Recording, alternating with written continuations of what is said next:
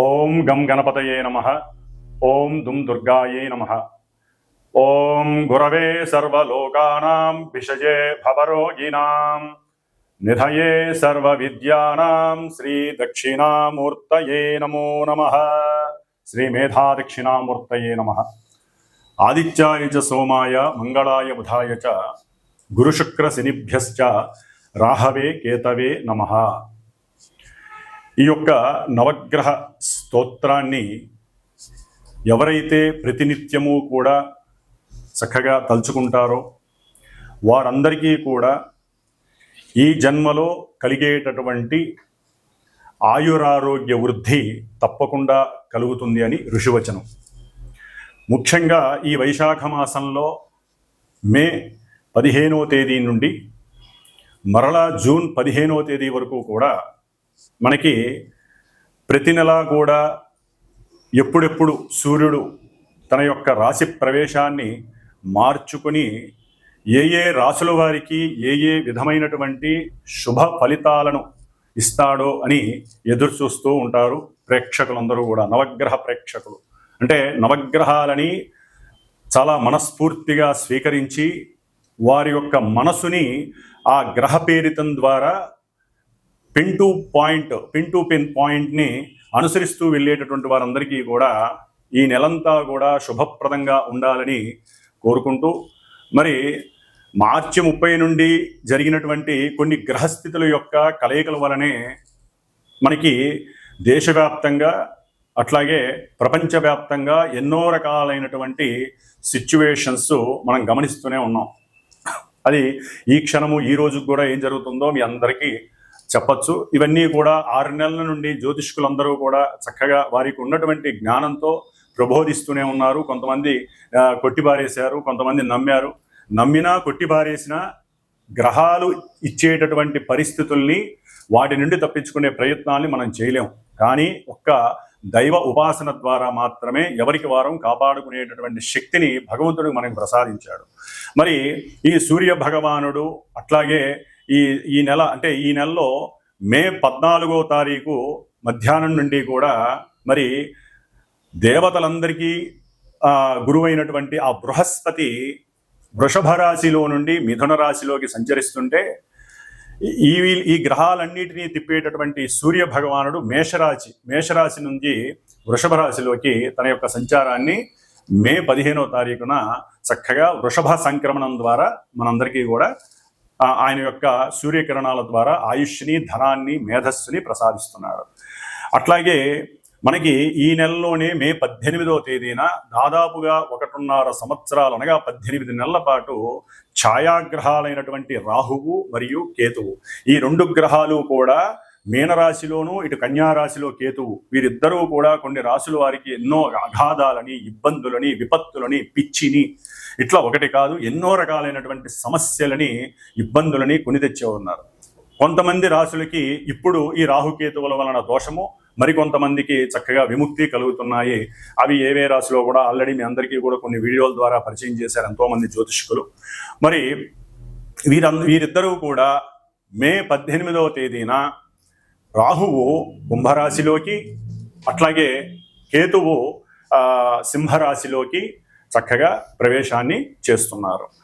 మరి గురువు అయిపోయింది, రాహు అయిపోయింది, కేతు అయిపోయింది. అసలు సిసలైనటువంటి గ్రహము, చాలా కోపావేశము, భూమిపుత్రుడు, ప్రతి మనిషికి ఏదైతే ఉండకూడదో కోపము, ఆవేశము, ఇవన్నీ ఏవైతే ఉండకూడదో అవన్నీ ఉన్నటువంటి పుష్కలంగా ఉన్నటువంటి గ్రహం మంగళుడు, అట్లాగే కుజుడు, అంగారకుడు అంటారు. ఈయన జూన్ 6వ తేదీన అయిపోయి 7వ తేదీన నీచస్థితి అయినటువంటి కర్కాటక రాశిలో నుంచి చక్కగా సింహరాశి మిత్రక్షేత్రమైనటువంటి అగ్నితత్వపు రాశి అయినటువంటి మిత్రక్షేత్రంలోకి అడుగు పెడుతున్నాడు.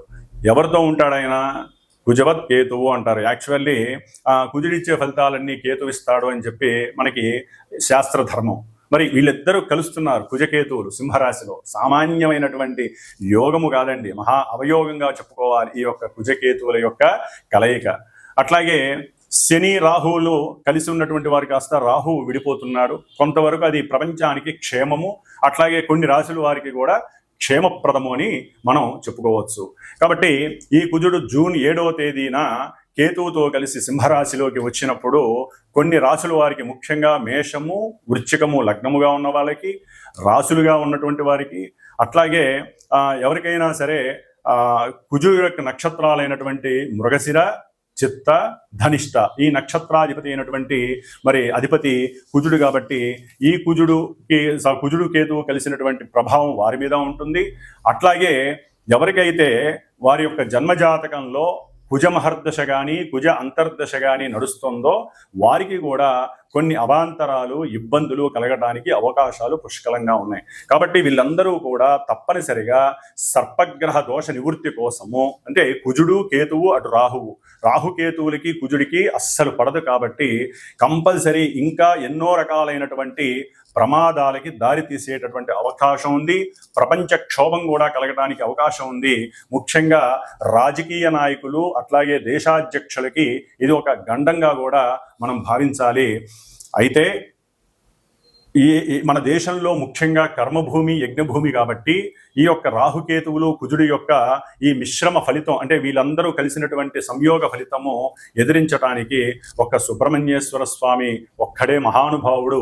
ఆయన్ని మనం ఆరాధించటం, ఆయన హోమాలు ఎంత చేసుకుంటే అంత మంచిదండి. దాదాపుగా జూన్ 7వ తేదీ నుండి జూలై 29వ తేదీ వరకు దాదాపుగా ఈ కుజకేతువులు కలిసి ఉంటారు. ఈ మధ్యకాలంలో చాలా ఇబ్బందికరమైనటువంటి పరిస్థితులు ఉంటాయి.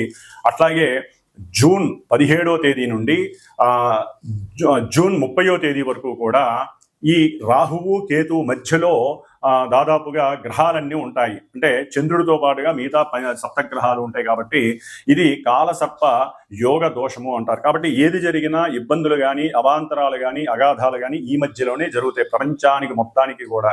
కాబట్టి అవన్నీ ఆపటానికి అందరం కూడా తప్పనిసరిగా ఎవరికి అవకాశం ఉన్నవారు వారి సొంత జాతకరీత్యా కానివ్వండి, ప్రపంచ క్షేమం, దేశక్షేమం కోసం ఆ సుబ్రహ్మణ్యేశ్వర స్వామి ఆరాధనలు, పూజలు, హోమాలు చేయటం ద్వారా వాళ్ళు శాంతించి, కుజరాహుకేతువులు శాంతించి దేశం సుభిక్షంగా ఉంటుంది.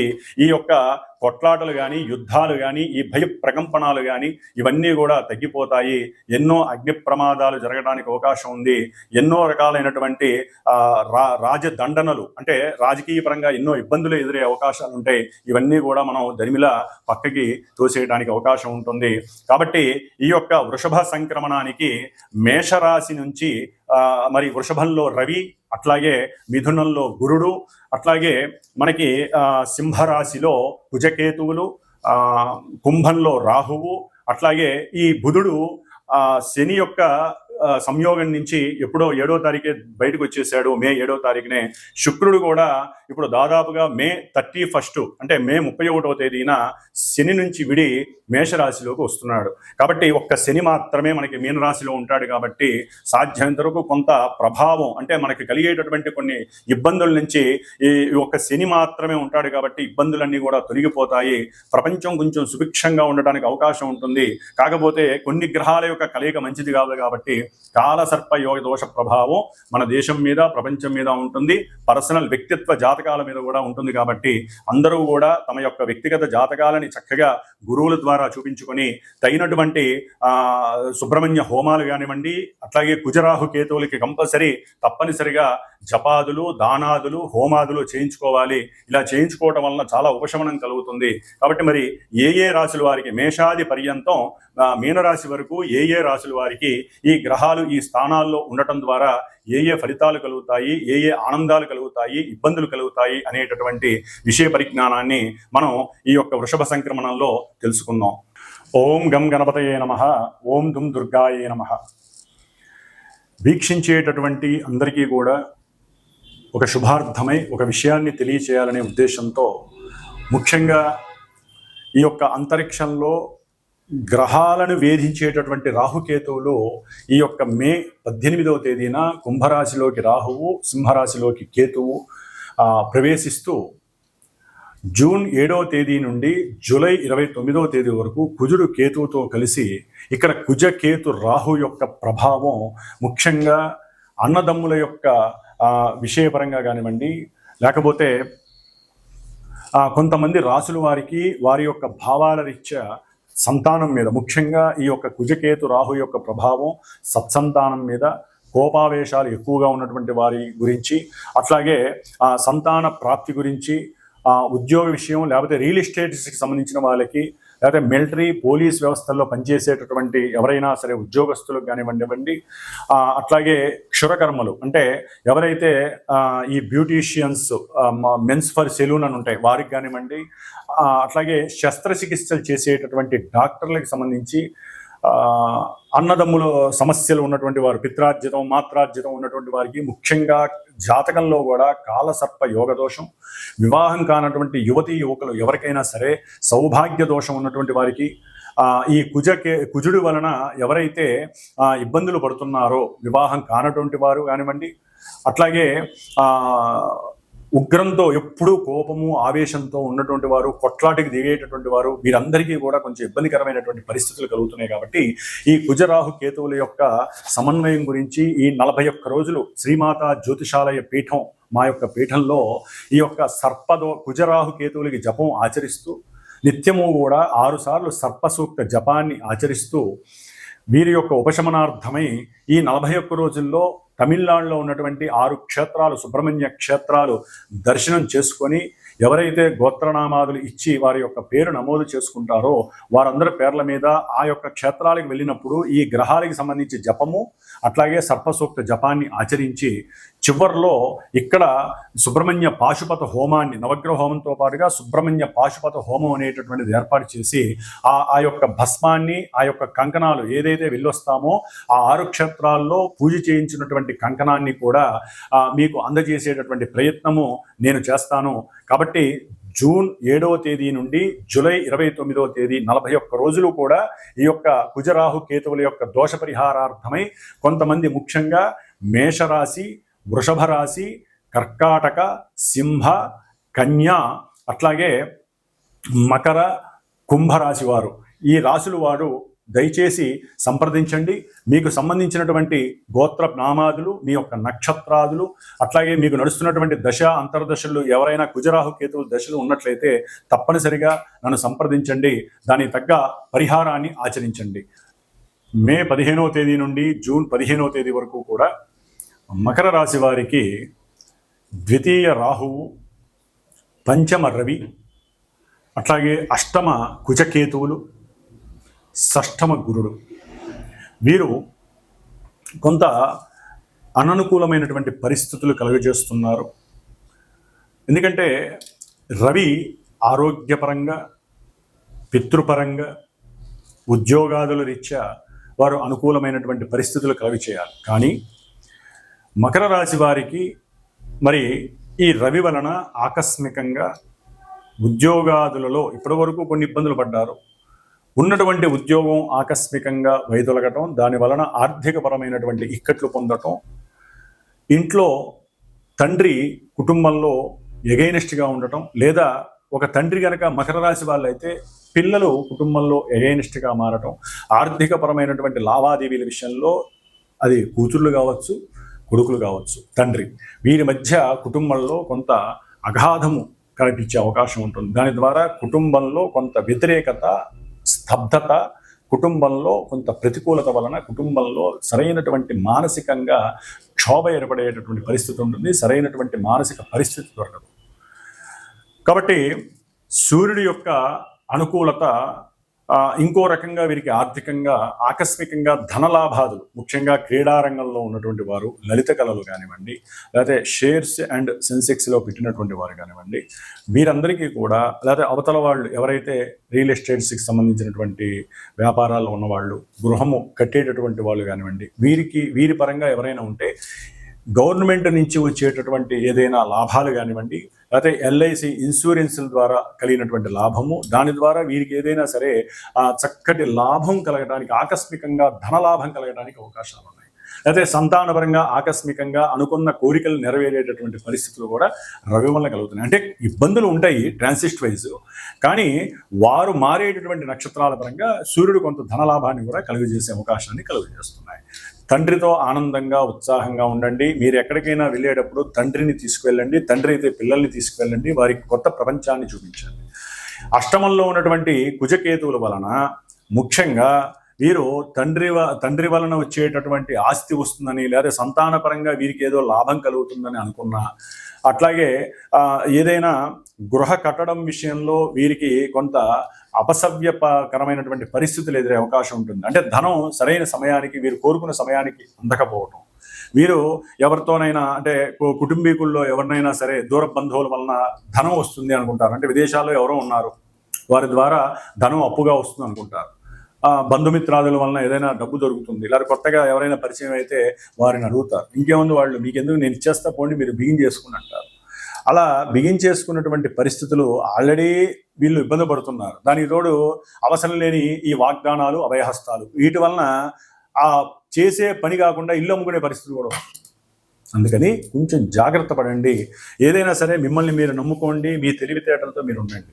ముఖ్యంగా చదువుకునే విద్యార్థులు, ఎందుకంటే చతుర్థాధిపతి అయినటువంటి కుజుడు కేతువుతో కలవటం వలన వీరికి రకరకాల ఆలోచనలు కలిగే అవకాశం ఉంటుంది.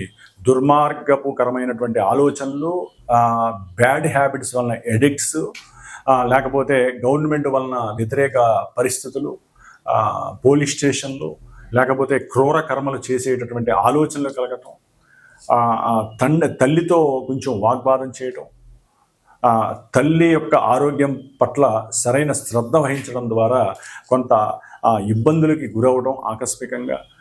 వీరు గనక, విద్యార్థులు గనక సరైనటువంటి కృషి చేయకపోతే, సరిగ్గా గనక మాట్లాడకపోతే వీరికి కుజకేతు వలన ఇబ్బందులు కలుగుతాయి గృహంలో. అట్లాగే రాహు, ముఖ్యంగా కుజరాహు కేతువుల యొక్క సంబంధం ఈ మకర రాశి వారికి సర్పదోషాన్ని, ధనదోషాన్ని కలుగజేస్తుంది. ఆకస్మికంగా మృత్యుగండాలు వీరికి ఎదురయ్యే అవకాశం ఉంటుంది. వెహికల్స్ మీద వెళ్ళేటప్పుడు, లేదా కొత్త వెహికల్స్ కొనేటప్పుడు కొంచెం ఆలోచించండి. జూలై ఎండింగ్ వరకు కొంత ఆలోచనతో ముందుకు వెళ్ళడం చాలా మంచిది.